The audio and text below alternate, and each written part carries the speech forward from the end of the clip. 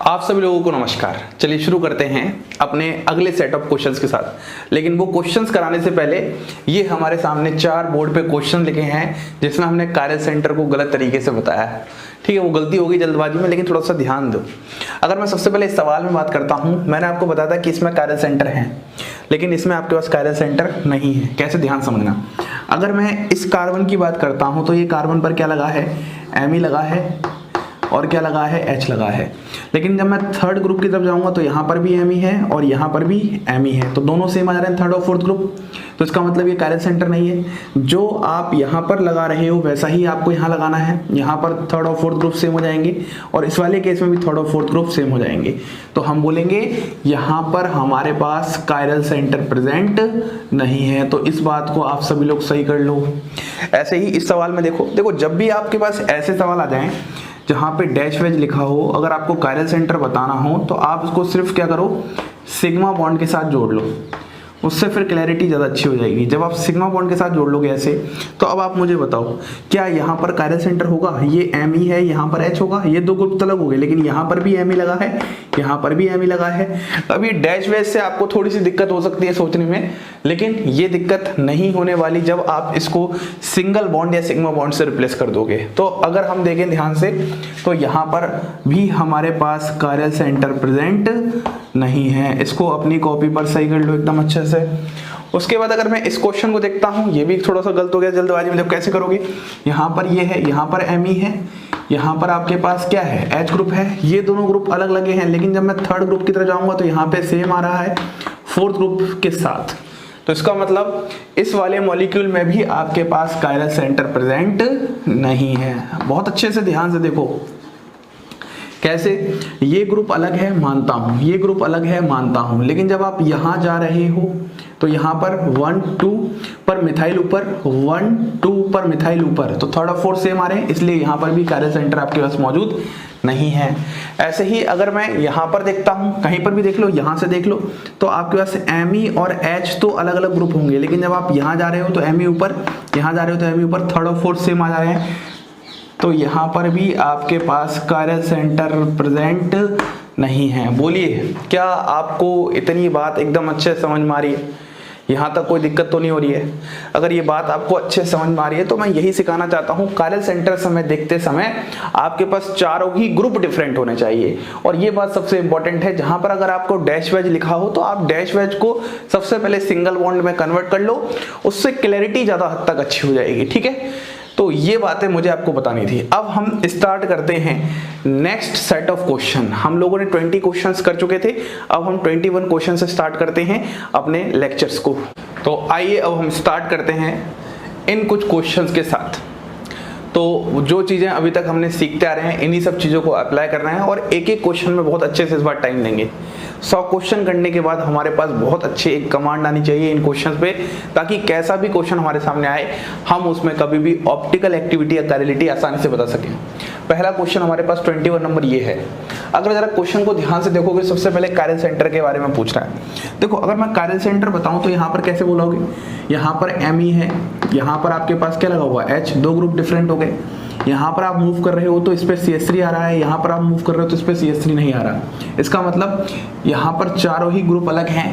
तो एक भी अगर sp3 हाइब्रिडाइज्ड सेंटर हो जिसपे चारों ग्रुप डिफरेंट हो तो हम बोलेंगे वहां पर कायरल सेंटर प्रेजेंट है। बोलिए, क्या इतनी बात समझ में आ रही है?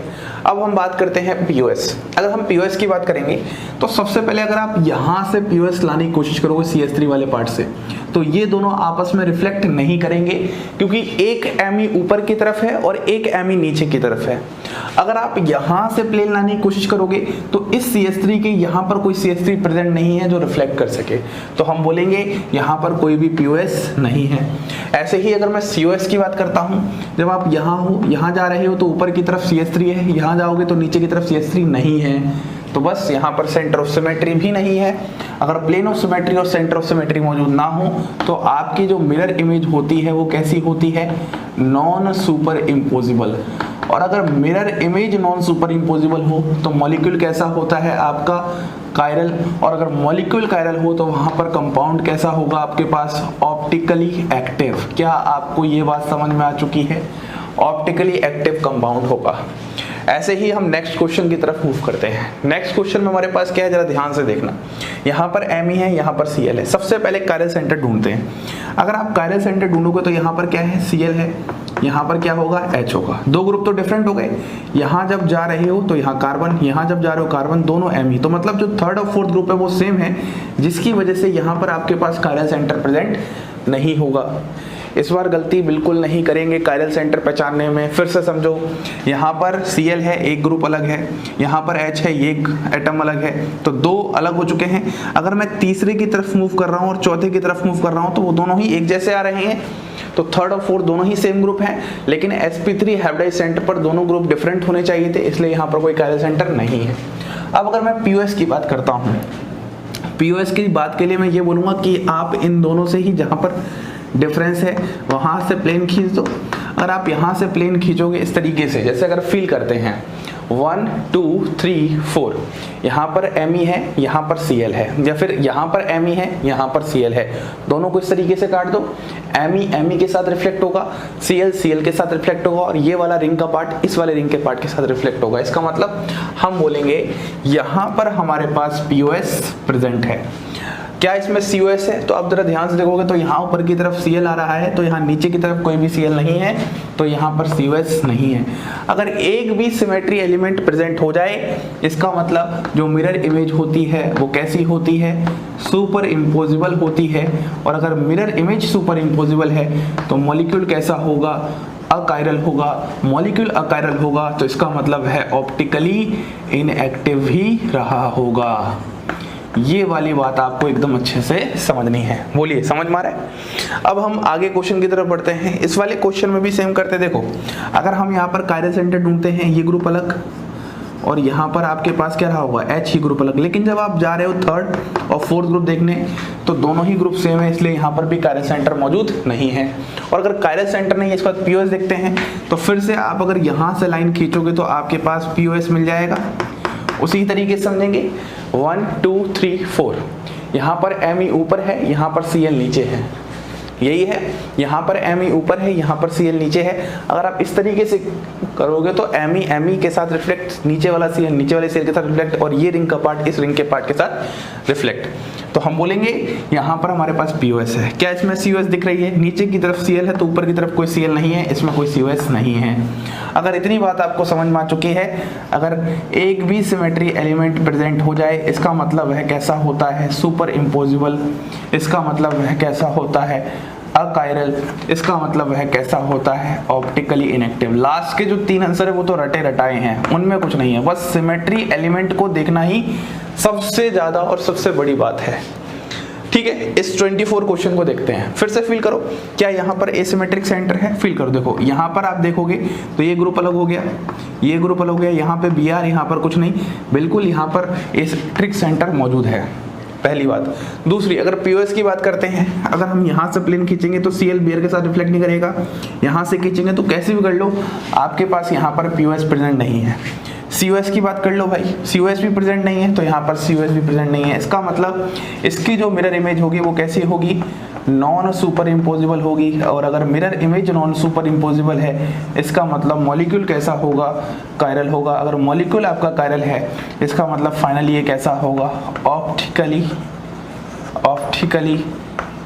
एक्टिव। कायरल होगा तो ऑप्टिकली कैसा होगा, एक्टिव होगा। बस सिंपल सी बात। ऐसे ही इस मॉलिक्यूल की बात करते हैं, थोड़ी सी स्पीड बढ़ाते हैं। इसमें देखो क्या कायरल सेंटर है, देख के आ रहा होगा समझ में बिल्कुल। यहाँ पर भी कायरल सेंटर मौजूद है। क्या इसमें POS है? देख लो, POS बिल्कुल नहीं है। क्या इसमें COS है? सेंटर ऑफ सिमेट्री भी नहीं है। अगर POS और COS नहीं है, इसका मतलब mirror image non super imposable, molecule chiral, इसका मतलब मॉलिक्यूल ऑप्टिकली एक्टिव। तो इस तरीके से आपको सभी क्वेश्चंस को अप्रोच करना है। आइए नेक्स्ट सेट ऑफ क्वेश्चंस पे चलते हैं। तो आइए अब हम इन क्वेश्चंस को देखते हैं। देखो, अब क्वेश्चंस का जो पार्ट है वो टिपिकल बनता जाएगा। पहले हमने बहुत बेसिक क्वेश्चन से स्टार्ट किया, अब जैसे जैसे क्वेश्चन आएंगे आपके सामने सिर्फ टिपिकल क्वेश्चन ही आएंगे। लेकिन मैं फिर बोल रहा हूँ, आपको घबराने की बिल्कुल भी जरूरत नहीं है। एक एक मॉलिक्यूल को उठाओ, उसको ऑब्जर्व करो अच्छे से और फिर आंसर लगाओ। सबसे पहले ये वाला क्वेश्चन है, आप मुझे बताओ क्या इस क्वेश्चन में कायरल सेंटर है? दिमाग लगाओ, खुद दिमाग लगाओ। देखो जब भी आप कायरल सेंटर देखो तब वो ये आप स्टोइकोमेट्री हटा दो, आप सबको सिंगल बॉन्ड सिग्मा बॉन्ड से दर्शा लो। यहाँ पर सब जगह क्या लगा है? Me। अगर आप इस एक रैंडम कार्बन को उठाते हो तो यहाँ पर Me है, बोलिए यहाँ पर Me है तो यहाँ पर H होगा, लेकिन यहाँ पर जब थर्ड और फोर्थ पे जाओगे तो सेम आ रहा है। ऐसे ही आप सब जगह देखोगे तो आपके पास यहाँ पर कायरल सेंटर नहीं है। बोलिए क्या बात समझ में आ रही है? एक बार मैं सबके कायरल सेंटर आपको समझाता हूँ। ऐसे ही अगर आप यहाँ पर देखोगे तो यहाँ पर एक ग्रुप ये डिफरेंट हो गया है, दूसरा ग्रुप क्या हो गया? H। यहाँ पर जा रहे हो तो Cl आ रहा है, यहाँ पर जा रहे हो तो Cl आ रहा है, फिर Me आ जा रहा है दोनों के साथ साथ। अब आप बोलोगे सर ये नीचे की तरफ है, ये ऊपर की तरफ है, उससे नहीं होता। मतलब इस पॉइंट को याद करो। मैंने पिछला क्वेश्चन जो आपको एकदम स्टार्टिंग में बताया था क्या गलती अंकी थी हमने, उसमें ऐसी गलती एक थी। उसमें ऐसा कुछ नहीं होता ऊपर की तरफ नीचे की तरफ, है तो Cl ना। तो आप जब भी कायरल सेंटर की बात करो तो इनको सिंगल बॉन्ड से जोड़ के देखो।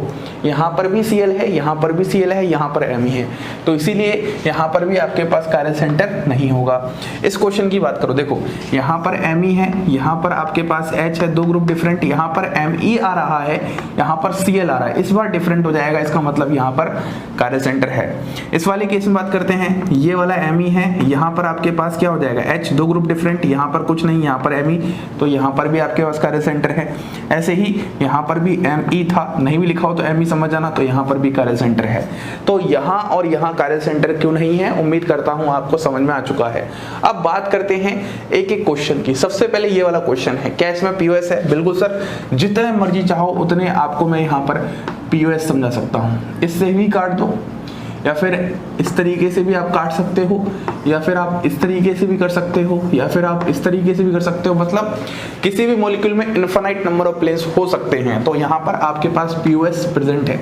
क्या इसमें COS है? तो देखो यहाँ अगर आप सेंटर पे हो तो ऊपर की तरफ Me है, तो यहाँ पर नीचे की तरफ Me नहीं है, तो मतलब इसमें COS नहीं है। अगर एक भी सिमेट्री एलिमेंट प्रेजेंट हो जाए, इसका मतलब जो मिरर इमेज होती है वो कैसी हो जाती है? सुपर इम्पोजिबल हो जाती है। और अगर मिरर इमेज सुपर इम्पोजिबल, तो ये दोनों आंसर तो हमने रटे हुए हैं। ये हो जाता है अकायरल और ये हो जाता है ऑप्टिकली इनएक्टिव। ऑप्टिकली इनएक्टिव, बोलिए क्या बात समझ में आ रही एकदम अच्छे से? Optically inactive. अब आइए इस सवाल की बात करते हैं। इसमें हमारे पास क्या है? सिंपल सा, जरा ध्यान से देखो, क्या इसमें POS है? तो आप दिमाग लगाओ। अगर आप यहाँ पर Me और Me को काटोगे तो Cl रिफ्लेक्ट नहीं कर रहा, Cl और Cl को काटोगे तो Cl रिफ्लेक्ट नहीं कर रहा। अगर आप ऐसे काटोगे, इस तरीके से काटो तो रिफ्लेक्शन नहीं हो रहा, तो इसका मतलब यहाँ पर आपके पास POS नहीं है। अगर मैं सेंटर ऑफ सिमेट्री की बात करता हूँ तो सेंटर ऑफ सिमेट्री यहाँ नीचे की तरफ Cl है तो यहाँ ऊपर की तरफ Cl है, यहाँ नीचे की तरफ ऊपर की तरफ Me है तो यहाँ नीचे की तरफ Me है। मैं बोलूँगा यहाँ पर आपके पास सिमेट्री एलिमेंट में सेंटर ऑफ सिमेट्री प्रेजेंट है। ये सवाल बहुत इंपॉर्टेंट है। अभी तक मॉलिक्यूल में मोस्टली COS प्रेजेंट नहीं था, तो जल्दबाजी में आपको ही नहीं करना कि हाँ प्लेन ऑफ सिमेट्री नहीं है तो सेंटर ऑफ सिमेट्री भी नहीं होगी। सेंटर ऑफ सिमेट्री यहाँ पर प्रेजेंट है।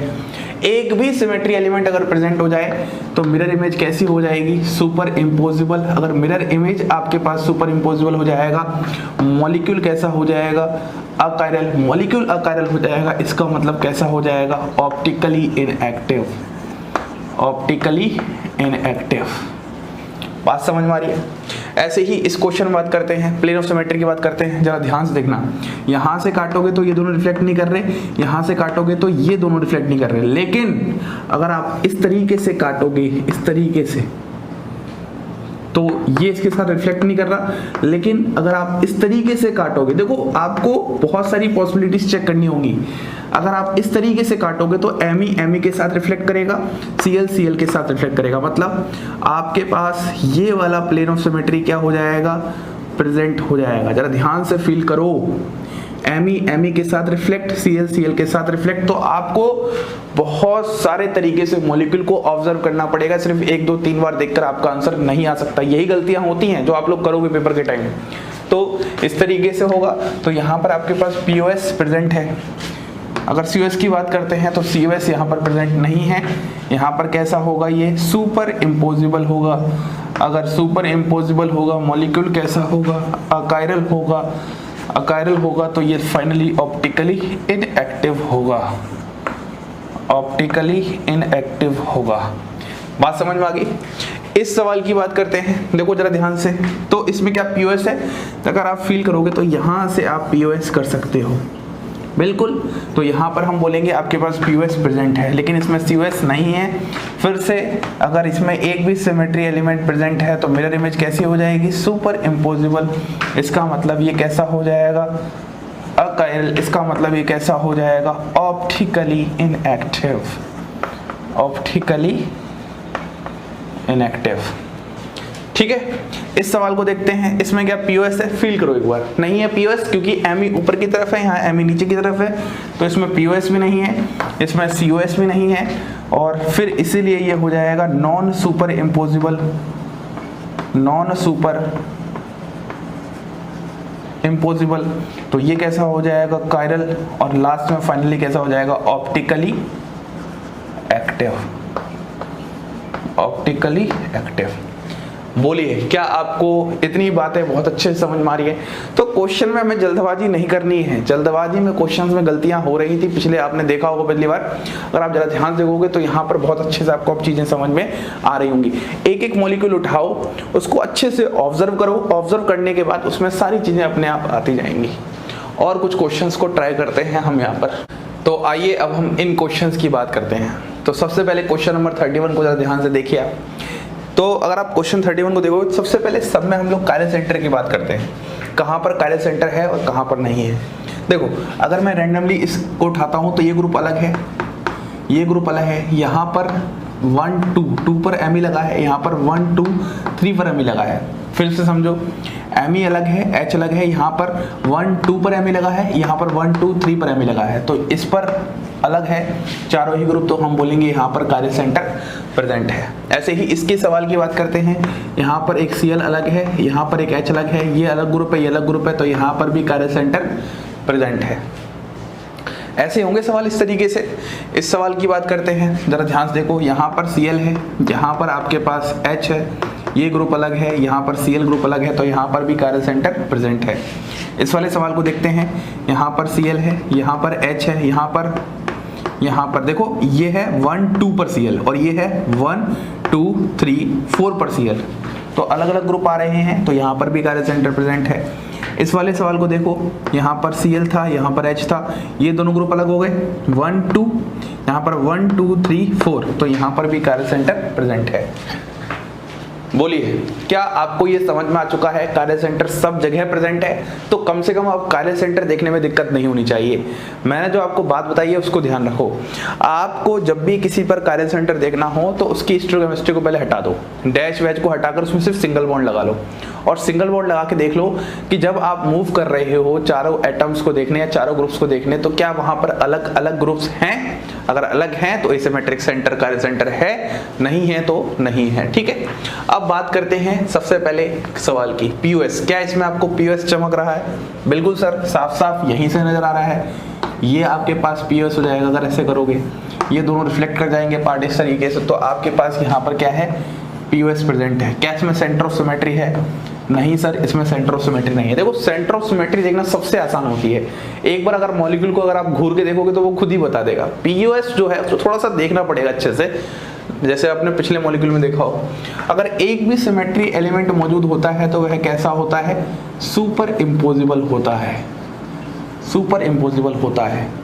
तो अगर सुपर इम्पोजिबल है तो कैसा होगा, अकायरल होगा।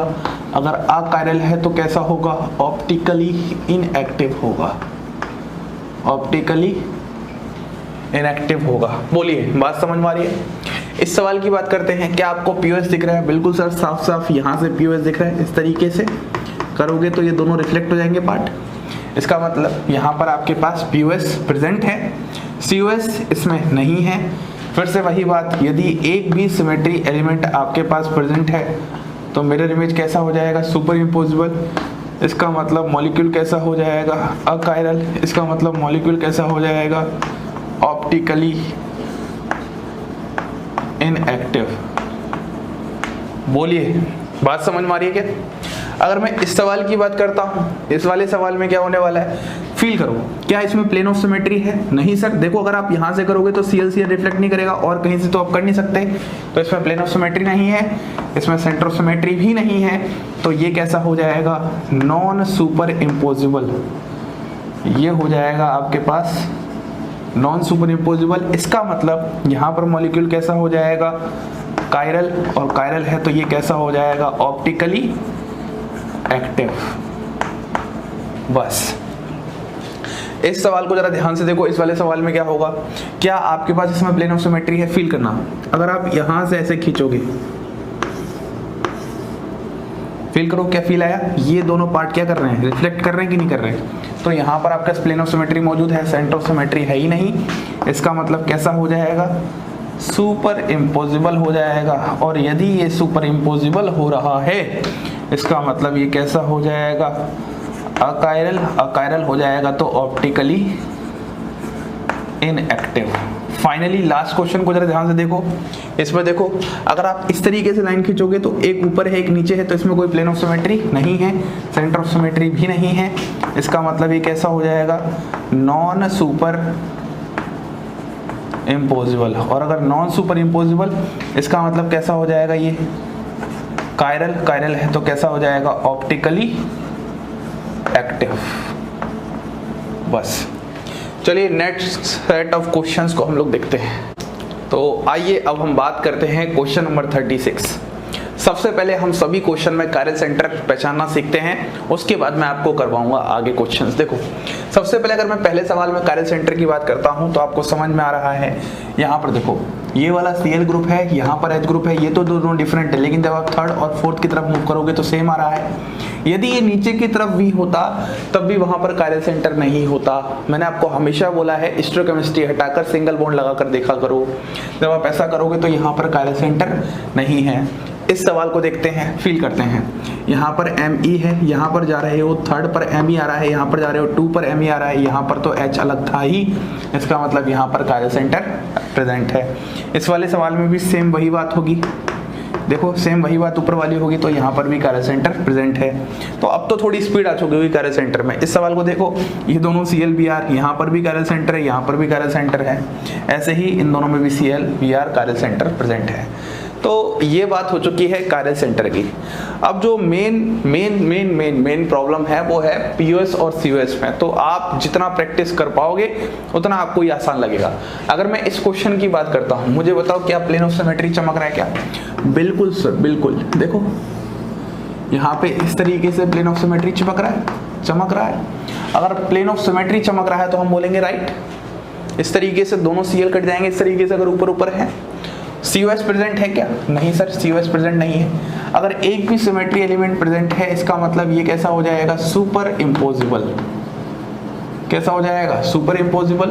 कायरलिटी में क्या फर्क आएगा, अकायरल हो जाएगा।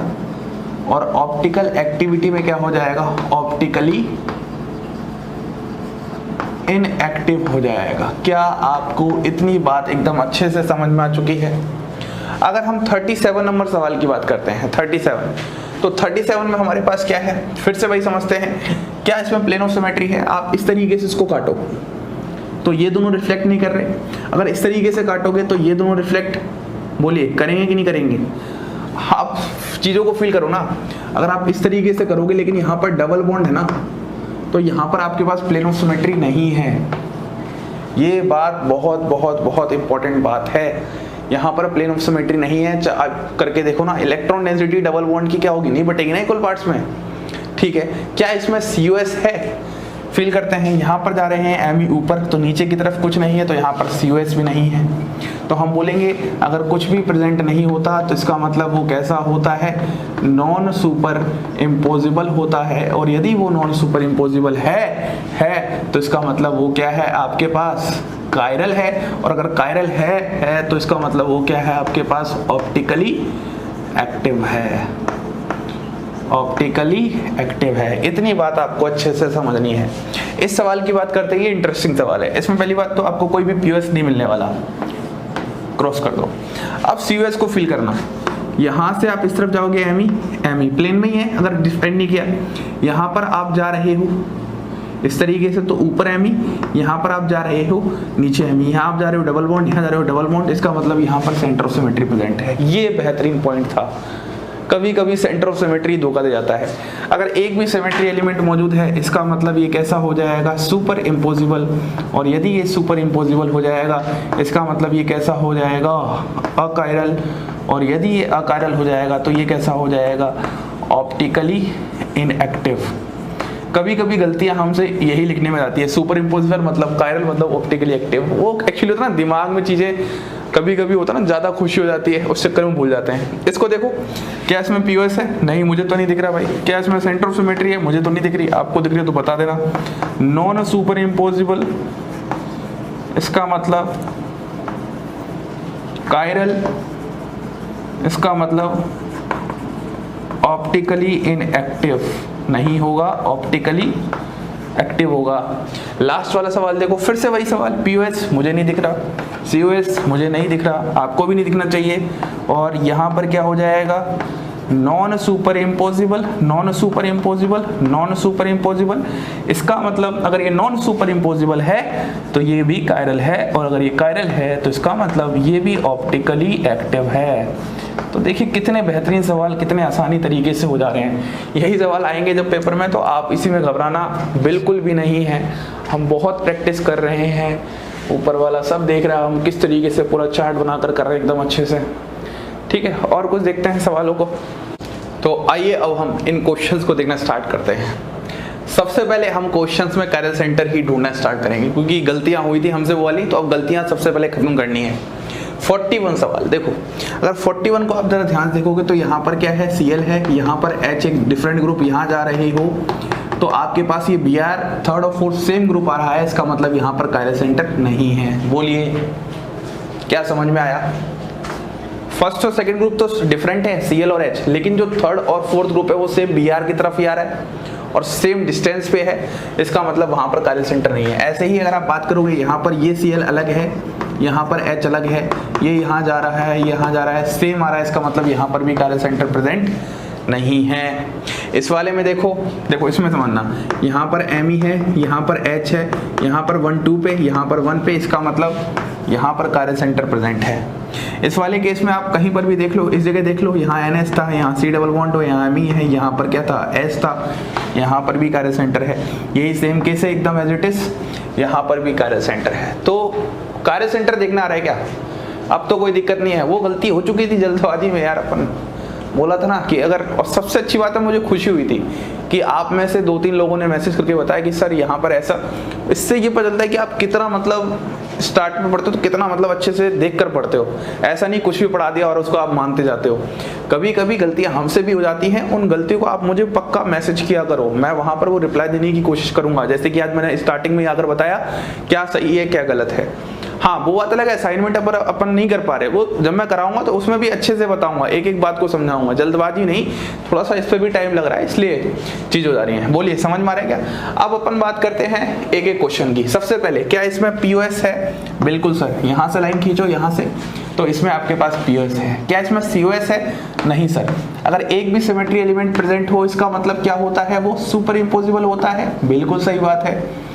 तो इसका मतलब वो क्या होगा, अकायरल होगा। इसका मतलब वो क्या होगा, ऑप्टिकली इनएक्टिव होगा, ऑप्टिकली इनएक्टिव होगा। बोलिए बात समझ में आ रही है? इस सवाल की बात कर लो भैया, लो भैया लाइन खींचो यहाँ से। जब आप लाइन खींचोगे तो यहाँ पर प्लेन ऑफ सिमेट्री आपके पास प्रेजेंट है, बहुत बड़ा वाला डंडा, और यहाँ पर सेंटर ऑफ सिमेट्री प्रेजेंट नहीं है। इसका मतलब यहाँ पर भी ये कैसा हो जाएगा, आपके पास सुपर इम्पोजिबल हो जाएगा। कैसा हो जाएगा, सुपर इम्पोजिबल। इसका मतलब अगर सुपर इम्पोजिबल है तो क्या होगा, अकायरल होगा। अकायरल है तो क्या होगा, ऑप्टिकली इनएक्टिव होगा। बोलिए बात समझ में आ रही एकदम अच्छे से? इस सवाल की बात करते हैं। इसमें हमारे पास क्या है, वही है। क्या प्लेन ऑफ सिमेट्री देख पा रहे हो क्या? सर यहाँ से खींचो। अरे भाई ये हमें कहाँ चला गया, फिर यहाँ से जब खींचेंगे तो रिफ्लेक्ट कहाँ हो पा रहा है सही तरीके से? फील करो कैसे कर रहे हो आप लोग। ये एमी इसके सामने है, अगर आपने यहाँ पर खींचा इस तरीके से तो ये में जाएगा। यहाँ से खींचोगे तो ये रिफ्लेक्ट थोड़ा ना कर पा रहा है इसको सही तरीके से। अरे बोलो क्यों? ये एमी यहाँ से इस डिस्टेंस पे, यहाँ से इस डिस्टेंस पे, तो हमारे पास यहाँ पर पीओएस प्रेजेंट नहीं है, सेंटर ऑफ सिमेट्री का तो सवाल ही नहीं है। तो ये कैसा हो जाएगा, नॉन सुपर इम्पोजिबल। और अगर नॉन सुपर इम्पोजिबल है तो पक्की बात है ये कायरल होगा, कायरल है तो पक्की बात है ये ऑप्टिकली एक्टिव होगा। इस सवाल की बात करते हैं, ये इंटरेस्टिंग सवाल है। क्या इसमें पीओएस है?